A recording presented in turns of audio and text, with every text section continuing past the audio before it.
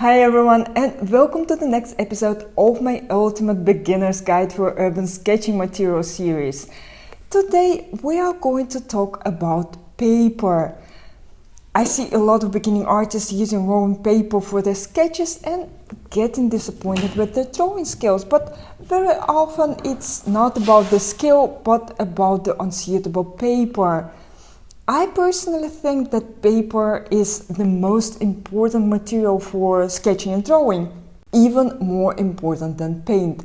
You can use bad paint on good paper and still get an acceptable result, but when you use good paint on the wrong paper, the result will probably be quite disappointing. And what is good paper actually?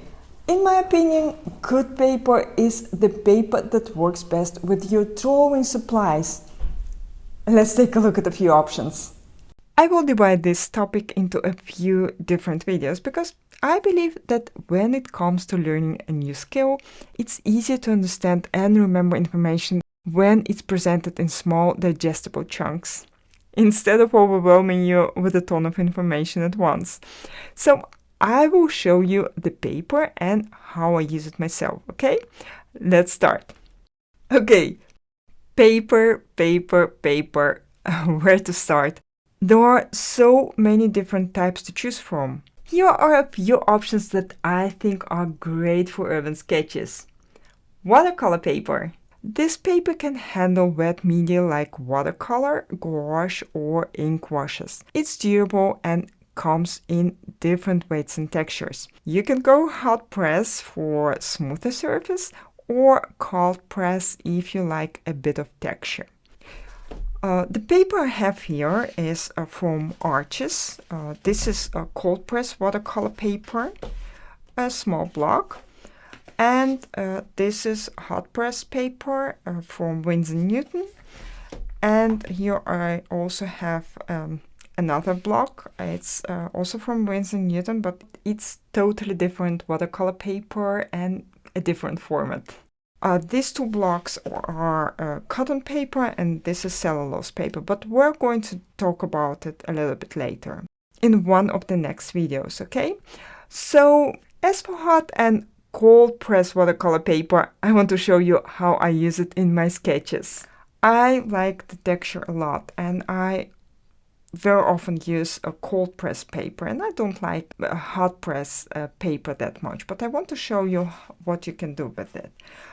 This is cold press paper and you can see how many textures there are in this picture. I love it. But you can also choose for hot press, and I don't really like how watercolor behaves on hot press paper because it's less smooth. But because the paper itself has a smoother surface, it's easier to use the fine liner on it. And that means that you can sketch much more detailed than on cold press paper. The next sort of paper is mixed media paper, also great for urban sketching. This is your jack of all trades paper.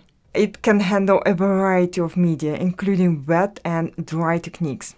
It's often a blend of different fibers, such as cotton and cellulose. And it also comes in different colors, like black or gray, for example. Really cool to try out. This is one of my sketches on mixed media paper. It's not the same block, but it's mixed media paper too. Okay, so here I use a combination of gouache with colored pencils, and as you can see, it works perfect. And this is why I love using gouache for my urban sketches. It doesn't require expensive paper for a great result. Any thick paper is great for gouache. Mixed media paper is usually pretty smooth, so I would say not very suitable for creating textures. But if you work with layers, like I did here, you can create very beautiful textures with colored pencils, for example. Next, sketching paper. This lightweight paper is perfect for quick sketches and studies. It's best to use with dry media like pencils or fine liners, as it's not meant to handle wet media. I love color, and I don't often draw with only fine liners or pencils, so I don't use this paper that much, so I only can show you this sketch. Also, this paper is great for practicing. It's a great way to experiment with different drawing tools and techniques without committing to a more expensive paper. You can practice shading, you can practice hatching and cross-hatching, drawing straight lines. I have a video with some exercises for it, by the way. You also can practice perspective drawing, and this paper is perfect for that because it's thin and very suitable for tracing. When you notice that not all the lines go into the right vanishing point, you can retrace it and make it right. So I would say every beginning sketcher should have this paper in their drawing material arsenal. The next one is marker paper. If you're an alcohol-based marker lover, as I am, and use them for your urban sketches, you will love to have special marker paper for that. It's smoother and usually thicker than sketching paper. And there's also double-sided marker paper that allows you to draw on both sides. And why is it actually so interesting?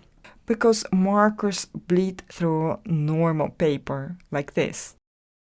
So this is marker paper from Winsor & Newton, and it's quite good paper actually, but it's not double-sided. It means, of course, that you can draw on just one side first, because on the back side has some kind of bleeding protection, which is not suitable to draw on. And second, because you also can see the other side of your own drawing. So one-side paper it is. And this sketch, however, is created on this Canson the wallpaper. This is my absolute favorite, and I love it so much because it's a very smooth paper and you can draw on both sides.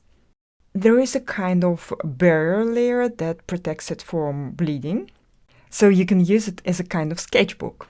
And the sheets are also quite thick, by the way, which is very convenient on location when it's windy, for example. And that's all for today's video. I hope you enjoyed learning about different types of sketching paper. And in the next video, we will talk about how to choose the right paper for your sketches. Remember to have fun and experiment with different types of paper to find the right that works for you. If you have any questions or comments, feel free to drop them below. And if you want to see more videos like this, don't forget to hit the subscribe button and turn on notifications so you never miss a new upload. And of course, if you find this video helpful, please give it a thumb up and share it with your fellow artists. Thank you so much for watching, and I'll see you in the next one.